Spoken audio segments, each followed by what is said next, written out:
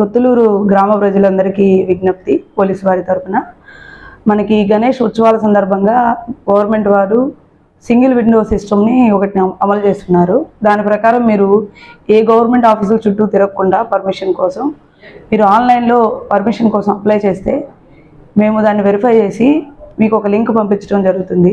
దాని ద్వారా మీరు ఒక చలానా కట్టుకుంటే ఎన్ని రోజులైతే గణేష్ విగ్రహాన్ని పెట్టుకుంటారో దానికి సంబంధించి చలానా పంపుతాము. అది మీరు ఆన్లైన్లోనే కడితే మీకు పర్మిషన్ వస్తుంది.